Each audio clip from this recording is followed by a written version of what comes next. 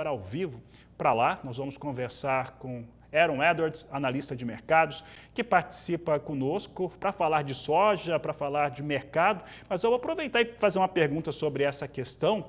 Aaron, quando eu estava olhando, né, as comunicações dos jornais americanos e argentinos, deu até aquela confusão, mas eu estou lendo em inglês aqui, não é possível que seja na Argentina, que é muito comum acontecer isso por lá. Nos Estados Unidos é bem raro, né? Essa situação, ela é algo que tem assustado um pouco as cadeias produtivas aí nos Estados Unidos. Boa tarde, seja bem-vindo. Boa tarde, obrigado pelo convite. A gente vive num momento muito interessante, num momento, algo que é legal sobre o mercado de grãos, o mercado de alimento, é que todas as notícias se conectam, né? Política ao redor do mundo, geopolítica, petróleo, né? Clima, tudo se conecta. Então, sim, tem uma relação, pode ter uma relação. Dito isso, o fato da infraestrutura e da logística dos Estados Unidos ser tão robusta, ferrovia, caminhão, né, fluvial, os impactos logísticos sobre a precificação, por exemplo, da soja, eles costumam ou ser pequenos ou durar por pouco tempo, porque a logística costuma achar um outro meio, um outro caminho. Para pegar um exemplo, se tem greve de caminhoneiros no Brasil, a soja não chega ao porto, via de regra. Agora, se, por exemplo, não dá para usar a ferrovia, usa o rio. Aqui nos Estados Unidos não dá para usar o rio, usa carretas. Então pode ser menos eficiente, pode deixar mais oneroso, mas raramente causa aquele bloqueio de enormes impactos de, digamos, escassez. Então é uma notícia para acompanhar, como todas as outras. Eu hoje não estou considerando essa notícia como um fator de impacto de decisão ou estratégia com o que nós sabemos dela hoje. Tá certo, Aaron. Aaron, eu vou continuar trazendo algumas coisas que são relacionadas a Estados Unidos e ao noticiário, principalmente. Na sexta-feira, nós tivemos a publicação de uma decisão do governo norte-americano, através do presidente Joe Biden, de levantar barreiras comerciais contra a China em relação ao carro elétrico, em relação a alguns outros produtos, como placas, entre outros fatores, que também saem da China, e é uma barreira de 100% de tributação a mais, né, do que aquilo que já era praticado. Nós vivemos um momento em que a China acreditava bastante que na eleição de Donald Trump, nessa configuração. Com a mudança de candidato entre os democratas, isso já ficou um pouco menos certo, a certeza é menor em relação a este fator. Entretanto, a gente tem essa tomada de decisão. Nós podemos ver uma China agora mudando ou já adotando medidas como adotou no passado, quando Trump foi presidente? Sim, é possível. Até foi um ponto interessante do debate, né? Sem querer, entrando ali um pouquinho o fato de ser americano e a política americana fugindo um pouquinho do mercado, né? Mas para mim, se voltasse 20, 30 anos atrás, os dois candidatos concordariam que bloqueio de comercial é errado. Todos os candidatos eram a favor da livre concorrência e os republicanos mais ainda. E assistindo o debate, o Trump falou né, que ele tinha implementado essas restrições comerciais à China, e aí a Kamala Harris tentou criticar, ele falou, se você achava que era ruim, por que vocês não tiraram? Ou seja, os dois lados estavam falando que um bloqueio econômico era a decisão certa. Então, para mim, do ponto de vista, digamos, americano, como patriota, para mim foi muito contrário, porque os Estados Unidos, na minha concepção, deveria ser a favor do livre comércio, como pauta capitalista e tudo mais. Então, para mim, teve um pouco de ironia nisso, falando como cidadão americano. Em relação à parte comercial, no tangente à soja, o que é interessante para mim foi exatamente o que você citou, a gama de produtos, né? Talvez a soja vai ser pauta de uma nova escalada de conflito comercial, só que da última vez, em 2018, já foi mostrado que a China conseguiu ir para o Brasil para ter toda a soja que precisava, e a produção brasileira cresceu. Então, eu acho que os Estados Unidos reconhecem pelo menos a minha leitura, e eu acho provável que os Estados Unidos reconhecem que eles não têm todo esse poder de barganha na questão de exportação de soja para a China, porque a China pode simplesmente redirecionar esse mercado ao Brasil. Então, eu não estou colocando como plano A na comercialização falar que vai ter uma guerra comercial, que a soja vai ser pivô e que o que aconteceu em 2018 vai acontecer de novo. É possível? Com certeza.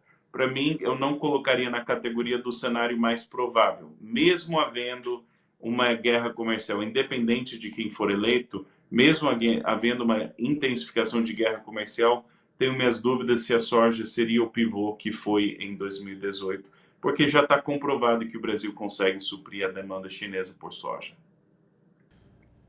Muito bem, Aaron. Agora eu vou trazer algumas questões que influenciaram muito o mercado de soja, outras oleaginosas pelo mundo na última semana e também até o milho, né, que é utilizado para a produção de etanol. Eu falo a respeito daquele relatório sobre petróleo, que mostra, né, uma demanda vigente e também futura menor, o que pode ter uma série de interpretações sobre isso, inclusive de um crescimento menor da economia global. Um outro fator que nós temos foi a apresentação na última quinta-feira do relatório de oferta e demanda, que no caso da soja, alguns acreditavam que poderia trazer uma elevação nos estoques globais, né, americanos e também globais. Não foi o que aconteceu, pelo menos não da maneira como se imaginava. Acabou vindo dentro de uma neutralidade esse relatório e foi o que ele nos mostrou. Agora, o outro aspecto é a mudança de taxa de juros. Aí eu vou colocar não só Estados Unidos, mas Brasil também, porque os americanos, vocês aí devem ter uma taxa de juros provavelmente reduzida e aqui no Brasil nós devemos ter uma taxa de juros maior. Para nós aqui na formação de preço de café, de soja, significa que o dólar vai cair. Teoricamente, é isso que funciona com a entrada de mais recursos. Como é que você analisa este cenário com tantas variáveis para o mercado no momento? Excelente. Então, tem na realidade tem dois pontos e isso impacta o mercado da soja, digamos, por duas óticas. Então, em relação ao petróleo se a gente for olhar um horizonte mais longo de demanda por soja, o carro-chefe da esperança de muitos produtores aqui nos Estados Unidos é falar, tá, o Brasil vai ganhar da gente na exportação de soja, mas a gente pode criar uma demanda interna aqui por biocombustível e a gente pode usar a nossa soja para combustível e isso vai trazer demanda. Muito similar ao que aconteceu com etanol de milho 12 anos atrás, aqui nos Estados Unidos. Então, a notícia de petróleo, quando você tem a matriz energética mais cara, isso impacta a inflação, que impacta o nível de preços de forma geral, mas isso também impacta a leitura de que, poxa, seria muito legal a gente usar soja para biocombustível, porque a soja está barata, vamos usar para fazer combustível. E os democratas, pela narrativa de combustível verde, eu acredito que irão continuar aprovando essa medida, e o Trump, se eleitos, e o Trump, pela narrativa de petróleo, óleo e matriz energética barata, também por ter aliados no agro, vai continuar aprovando essa política. Então, para mim, estruturalmente, eu acredito que nós vamos ver progressivamente mais demanda por soja interna nos Estados Unidos para biocombustíveis. E a notícia de petróleo é lenha na fogueira para continuar impulsionando essa tendência. E, obviamente, tem a resposta de curto prazo sobre preço, mas o principal para mim é estrutural. Na outra questão do câmbio, isso vai ter um impacto, provavelmente o preço que o produtor brasileiro sente reais por saca no bolso, essa notícia dos juros vai ter um impacto maior sobre isso e, sim, diante desse cenário, nós talvez trabalharíamos com um câmbio que mais está se aproximando a 5,40 do que a 6, por exemplo. Então, é muito possível que esse câmbio continue, né, caindo. Eu acho que esse cenário é possível. Mas antes disso, isso é uma das notícias. Antes disso, nós temos alguns gargalos de enormes incertezas. E uma delas, para mim, é a questão da eleição, porque a inflação nos Estados Unidos é preocupante, a taxa de juros menor é uma sinalização que tudo bem, né, a economia está ok, a gente pode abaixar a taxa de juros, mas para mim é uma política extremamente pontual nessa véspera das eleições. Passando essas 8 semanas, vai depender muito de quem for eleito, quais as expectativas sobre inflação, quais as expectativas sobre política cambial. O Trump, da última vez que foi eleito, a política dele era dólar forte, será que vai voltar ou não? Então, nós temos muitas incertezas nesse aspecto, por um lado, faz sentido a narrativa da taxa de juros. Por outro lado, os pontos de interrogação acerca dessas políticas estão tão atrelados a quem vai ser o próximo presidente dos Estados Unidos que, para mim, é difícil afirmar essa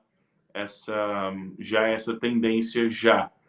Daqui para o fim do ano, acho que a gente pode ter mais definição, mas no futuro próximo, eu acho que a incerteza sobre eleição, sobre plantio no Brasil, sobre clima, tem muitas incertezas pela frente nas próximas 8 semanas, muitas incertezas. E muitas delas podem provocar preços maiores para a soja, ou através do câmbio, ou através do prêmio, ou através de Chicago. Aaron, vou fazer uma última pergunta a você. Nós temos ali 2 minutos ainda de entrevista. E é o seguinte, aqui no Brasil, nós estamos vendo as associações locais, estaduais, começarem a colocar as suas expectativas de produção, de produtividade e de custo, também, que é fundamental.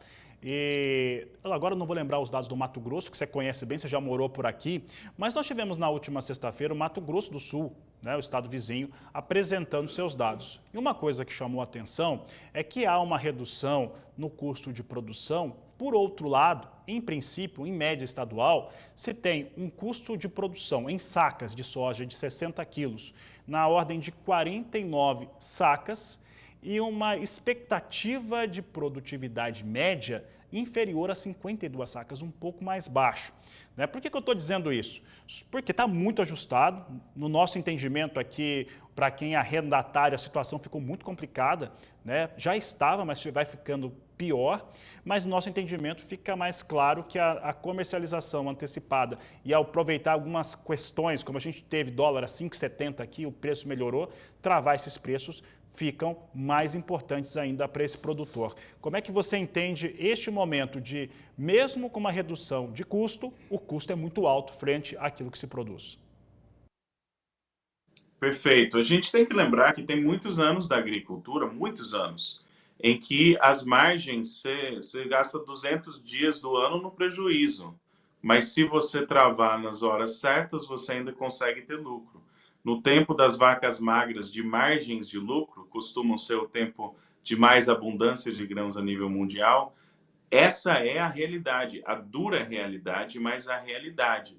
E para mim o segredo é você tem que ter os custos de uma forma bem ajustados e principalmente você tem que gerir a sua receita. Como você falou, talvez o câmbio vai dar 2 ou 3 oportunidades no ano. Talvez Chicago vai dar 2 ou 3 oportunidades no ano. Talvez o basis ou prêmio vai dar 2 ou 3 oportunidades no ano.